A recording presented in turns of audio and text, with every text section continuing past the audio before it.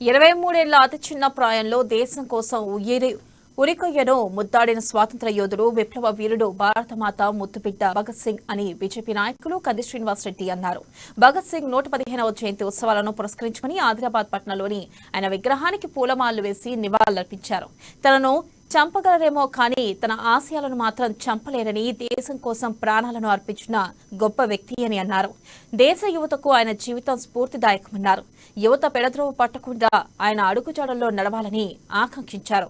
ఈ కార్యక్రమంలో బీజేపీ నాయకులు, కార్యకర్తలు, అభిమానులు తదితరులు పాల్గొన్నారు.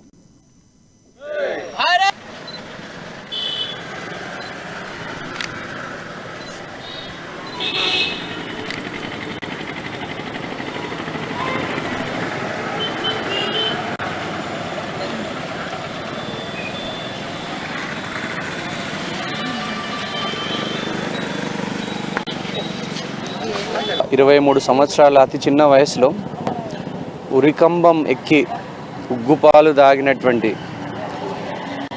దేశభక్తుడు శ్రీ అమరజీవుడైనటువంటి భగత్ సింగ్ గారి విగ్రహానికి పూలమాలేసి నివాళులర్పించడం జరిగింది.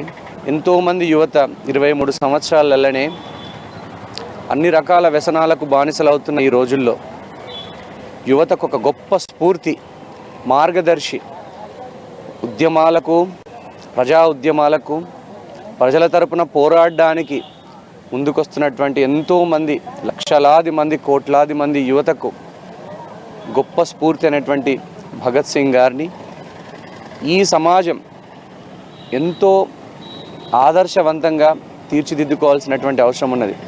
వారి స్ఫూర్తితోనే నేను 23 సంవత్సరాల వయసులోనే ఈ ప్రజా ఉద్యమాల పట్ల, అనేక రకాలైనటువంటి ప్రజా ఉద్యమాల పట్ల అవగాహన పెంచుకున్న వారి స్ఫూర్తితోనే అనేక దేశాలలో, భారతదేశంలో కూడా జరిగేటువంటి యువకులు చేసే ఉద్యమాల మీద ఒక గొప్ప స్ఫూర్తి నింపింది. సో వారి జీవితం ఎందరో మందికి, వారి త్యాగం ఎంతో మందికి, కోట్లాది మందికి ఒక గొప్ప స్ఫూర్తిదాయకంగా నిలుస్తుంది. భగత్ సింగ్ గారి అడుగుజాడల్లో నడుస్తాం.